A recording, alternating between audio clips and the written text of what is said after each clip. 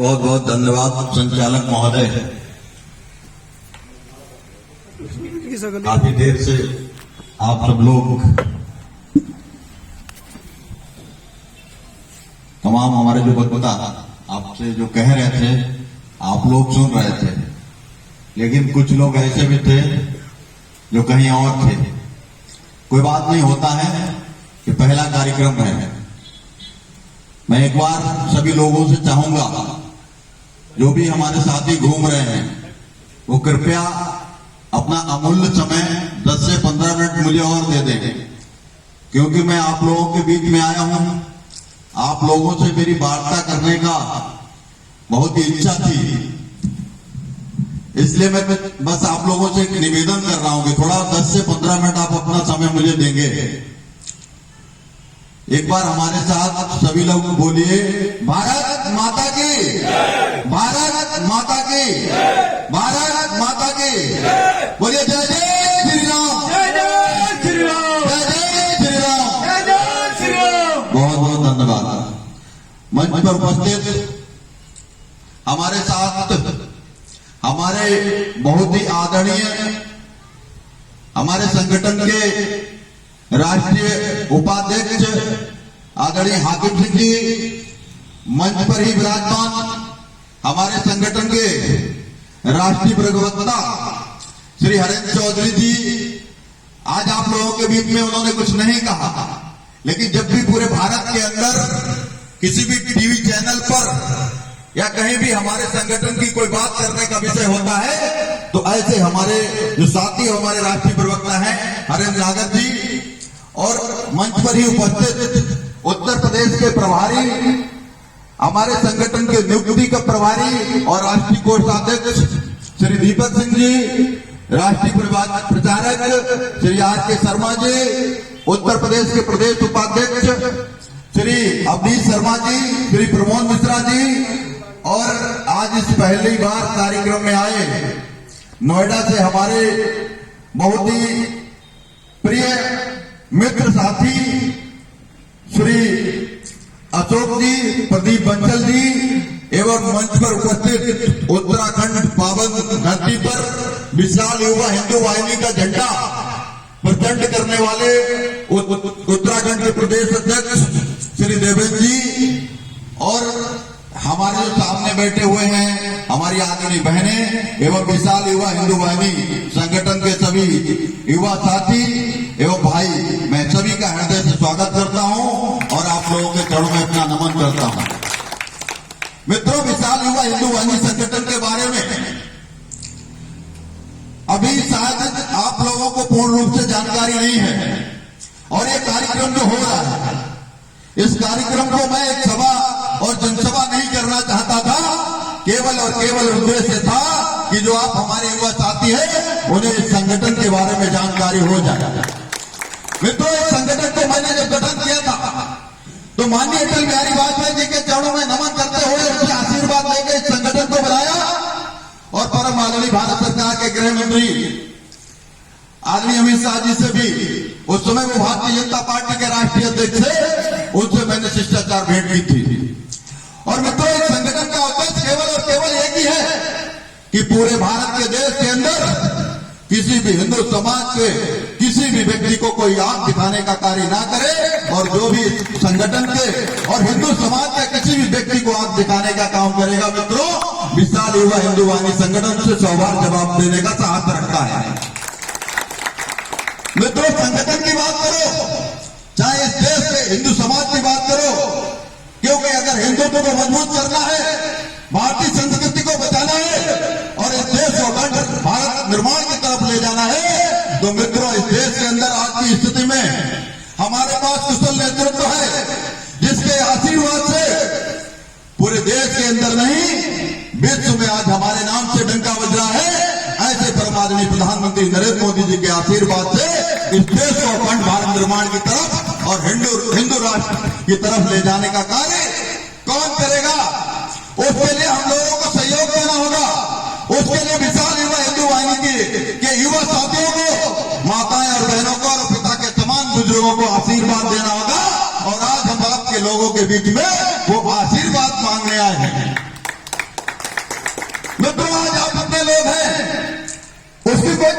नहीं है। अगर 5 लोग भी होते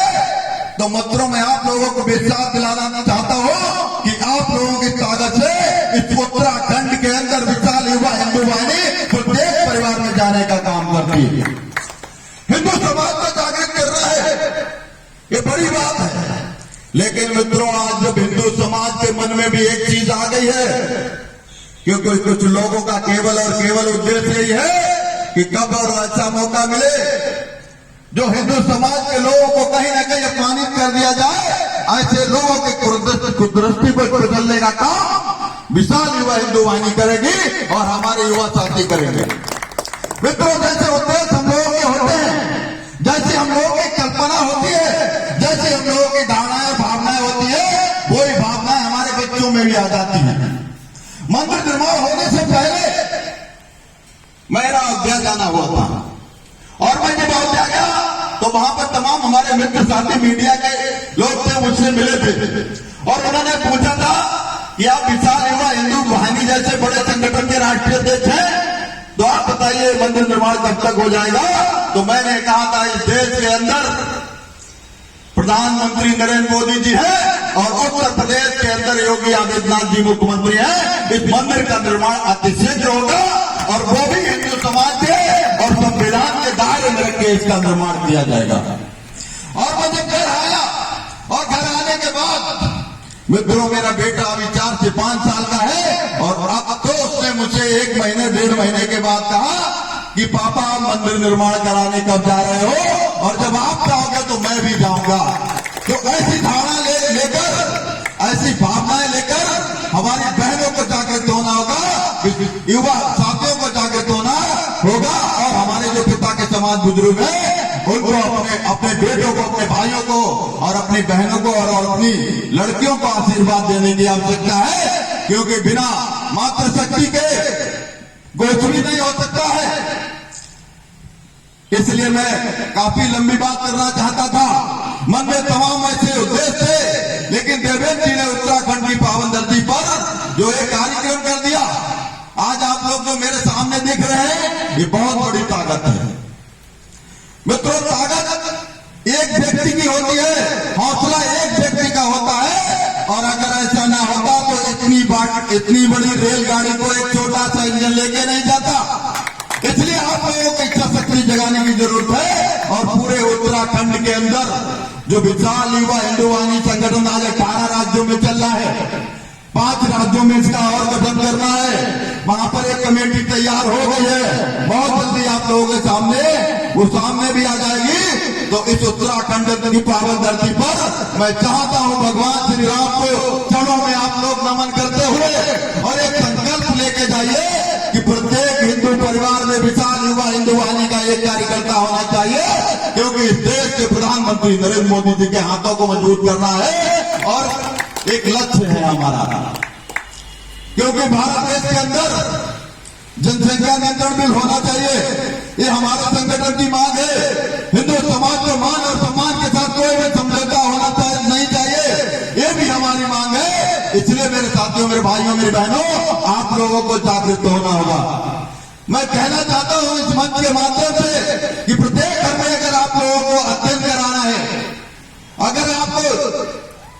कुछ करना है, तो आप सभी लोगों को महाभारत और रामायण का पाठ कराना होगा, और तब जाके कहीं हमारे घरों में वीर पुत्र होंगे और साहसी पुत्र होंगे जो शिवाजी और भगवान श्री राम और श्री कृष्ण जैसे होंगे। ऐसी भावना लेके काम करना है और फोटो और पतलू दिखाने से, आमिर खान और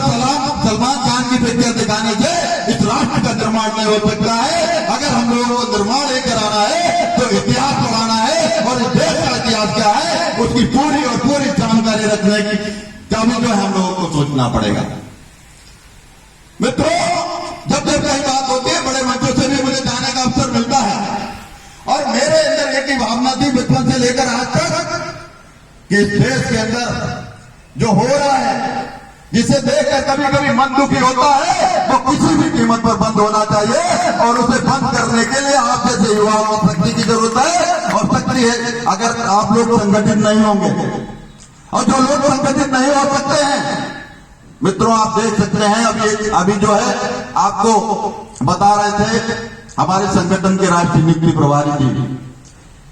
कि जहां शक्ति अगर आपको अर्जित करनी है, कोई काम अगर आपको अच्छा करना है तो केवल और केवल आपको विचार करने होंगे और 5 लोगों को संगठित करके अगर कोई भी आप उद्देश्य लेके चलेंगे तो मेरी समझ से जो महाभारत में 5 पांडवों ने किया था और इतनी बड़ी सेना जो कौरवों की थी उस पर विजय हासिल की थी, उस विजय हासिल करने का लक्ष्य हम लोगों को लेके चलना है और हम लोगों को इस देश को अखंड भारत करना है और उसके लिए आदरणीय नरेंद्र मोदी जी के सपने को साकार करना है। मित्रों, फिर भी मैं ये बात इसलिए कह रहा हूं, हालांकि तमाम लोग ऐसे में कहते हैं कि मैं किसी पार्टी का, मित्रों जब कोई भी पार्टी अगर हिंदू समाज की बात नहीं करती है तो मुझे भी भारतीय जनता पार्टी की बात करनी पड़ती है और केवल भारतीय जनता पार्टी का प्रवक्ता हिंदू समाज के लिए, हिंदू धर्म के लिए और नारी के सम्मान के लिए लड़ाई लड़ता है। बाकी तो सारे के सारे लोगों को केवल और केवल एक ही लोग दिखाई पड़ते हैं जिन लोगों ने हमेशा और हमेशा हम लोगों का कहीं न कहीं नुकसान किया है और उस नुकसान की अब इस भारत देश के अंदर कोई भी जगह नहीं है। इसलिए मेरे साथियों, मेरे भाइयों, आप लोगों को संगठित होने की आवश्यकता है। और मैं आप लोगों को यह भी कह के जा रहा हूं, ये विशाल युवा हिंदू वाहिनी संगठन में अगर आप जुड़ गए हैं तो आप ये समझिए कि आपकी हर समस्या से विशाल युवा हिंदू वाहिनी के कोई अगर जुड़ गया है तो ठाकुर हाकिम सिंह जुड़ गए हैं, हितेन नागर जी जुड़ गए, दीपक जी जुड़ गए हैं और आर.के. शर्मा जी जुड़ गए हैं। समस्याओं की कोई चिंता नहीं है, आपके पीछे संघर्ष करने के लिए हम लोग हैं, लेकिन कोई भी दुखी पीड़ित ऐसा व्यक्ति जिसके साथ अन्याय हो रहा हो उस अन्याय को बर्दाश्त हम लोग नहीं करेंगे और हमारे हिंदू समाज को भी अगर किसी ने अपमानित किया तो उसे मुंहतोड़ जवाब देने का कार्य हम लोग करेंगे। मुझे किसी और धर्म और समुदाय से कोई शिकायत नहीं है, ना ही मैं इस मंच के माध्यम से कोई किसी का विरोध करना चाहता हूं, लेकिन मित्रों जो भगवान श्री राम की, भगवान श्री कृष्ण की, माता सीता की और माता अनसुईया की और दुर्गा देवी की कोई भी आलोचना करेगा तो विशाल युवा हिंदू वाहिनी उसकी 50 बार आलोचना करने का कार्य करेगी। वो मित्रों ताकत आप लोगों के अंदर आनी चाहिए। इसलिए मेरे साथियों, मेरे भाइयों, मैं आप लोगों के बीच में आया हूं और एक ही लक्ष्य है, क्योंकि आप लोग अगर जागृत नहीं होंगे तो जो आने वाले दिन होंगे उसमें कहीं न कहीं हम लोगों को बचाने की आवश्यकता होगी। और मित्रों, इसलिए जागृत हो जाइए, संगठित हो जाइए। ऐसे मैं आप लोगों से लालसा रखता हूं, इच्छा रखता हूं और आप लोगों से मैं निवेदन करने आया हूं। इसलिए मैं एक बार आप लोगों से कहना चाहता हूं कि गूंजता रहेगा सदियों तक, गूंजता रहेगा सदियों तक, ऐसा अंजाम लिख देंगे और लहू के रक्त से जय श्री राम लिख देंगे, लहू के रक्त से जय श्री राम लिख देंगे। इसलिए अपने मन में कोई भी ऐसे विचार न लाइए, कोई भी निराशावाद की स्थिति न लाइए। कभी कभी ऐसा भी हो जाता है कि कुछ लोग ऐसी सोच लेकर पैदा होते हैं और हमेशा उनकी सोच यही रहती है, अरे मैंने ऐसा कर दिया तो ऐसा हो जाएगा। एक छोटी सी लघु कथा मैं आप लोगों के बीच में सुनाना चाहता हूं। एक बार एक किसान थे और किसान ने जो है अपना पहले गांव में एक रैंट हुआ करता था और उस रैंट में पहले वो रैंट हुआ करता था और ऊंट से चलाया जाता था। उन्होंने ऊंट को उस रैंट में चला रहे थे और किसान को नींद आने लग गई तो ऊंट ने पीछे गर्दन करके देखा कि किसान तो सो रहा है तो मैं क्यों चल रहा हूं। तो जैसे किसान सो गया, ऊंट भी खड़ा हो गया और अपना आराम से खड़ा हो गया और वो देखने लगा कि किसान सो रहा है तो मैं क्यों जागूं। किसान ने जब नींद खुली उसने कहा अरे ये तो खड़ा हो गया, हमारा तो बहुत बड़ा नुकसान हो गया। तो उसने कहा कि चलो फिर से उसे चलाया और उसने कहा कि चलो इसके एक घंटी बांध दे और उसके गर्दन में एक घंटी बांध दी और किसान फिर सो गया। ऊंट ने फिर निकाल करके देखी किसान तो सो रहा है तो ऊंट भी इतना चालाक था कि वो गर्दन हिलाता रहा, घंटी बजती रही और किसान सोता रहा और उसका सारा का सारा समय बर्बाद हो गया। और जब उसकी आंख खुली तो ऊंट की गर्दन हिल रही थी। इसलिए मेरे साथियों, मेरे भाइयों, आप लोगों को मन में ऐसा ना होना चाहिए कि आज राष्ट्रीय अध्यक्ष हम लोगों के बीच में आ गए, हिंदुओं को संगठित करने की बात कर रहे हैं, इस देश को अखंड भारत में ले जाने की बात कर रहे हैं। मेरे जाने के बाद भी मित्रों ये गर्दन केवल हिलती नहीं रहे और घंटी ना बजती रहे और केवल एक ही इच्छा लेके आप लोग जाइए कि हिंदू समाज के प्रत्येक घर से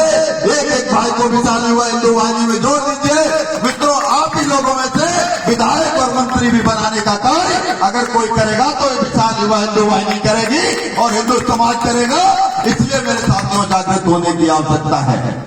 क्योंकि जब तक किसी भी व्यक्ति के हाथ में शक्ति नहीं आती है और शक्ति जब आती है तो उसका प्रयोग अगर कहीं करना है तो ठीक जगह करना चाहिए। जैसा कि इस देश के प्रधानमंत्री नरेंद्र मोदी जी कर रहे हैं, उन्होंने तमाम ऐसे काम किए हैं जिसके लिए हिंदू समाज को उनका ऋणी होना चाहिए योगी आदित्यनाथ जी का। और मैंने अभी बहुत थोड़े दिन पहले उत्तराखंड के मुख्यमंत्री जी से भी बात की है और मित्रों में मार्च में ही उत्तराखंड के मुख्यमंत्री जी से भेंट करूंगा और उसमें आप ही लोगों में से कम 5 लोगों को मुख्यमंत्री जी के पास ले जाने का कार्य करूंगा और कहीं ना कहीं आप लोगों को सम्मान मिलेगा। आप लोगों के मेरे साथ अगर आप संघर्ष करेंगे तो विशाल युवा हिंदू वाहिनी आपके साथ संघर्ष करेगी, पूरा हिंदू समाज आपके साथ संघर्ष करेगा। इसीलिए मेरे साथियों, मेरे भाइयों, आप लोगों के अंदर, आप लोगों में से कोई एक लोग बताएगा क्या मैं जो शब्द कह रहा हूं ये कोई राजनीतिक भाषण है क्या आप लोग हमारे साथ विशाल युवा हिंदू वाहिनी संगठन को मजबूत करना चाहते हैं तो एक बार दोनों हाथ से आप लोग मुट्ठी बांधेंगे और भगवान श्री राम के चरणों में शपथ लेते हुए एक ही अचलत रहेगा, विशाल युवा हिंदू वाहिनी संगठन को जिंदा करेंगे और मजबूत करें। बोलिए जय जय श्री राम, जय जय श्री राम, भारत माता की, भारत माता की जय हिंद, जय भारत, जय जय श्री राम। बहुत बहुत धन्यवाद अध्यक्ष जी के चप्पा चप्पा चप्पा चप्पा भर श्री राम के दीवानों से, चप्पा चप्पा भर श्री राम के दीवानों से, जब तक की गूंज, जब तक सारा देश न गूंजे जय श्री राम के नारों से, जय श्री राम के नारों से। अब अगली कड़ी को जोड़ते हुए इस कार्यक्रम का आयोजन कराया और कार्यक्रम की अध्यक्षता कर रहे प्रदेश अध्यक्ष आदरणीय देवेंद्र जी आए, अपना अमूल्य समय देकर संबोधन करें और कार्यक्रम को आगे बढ़ाएं।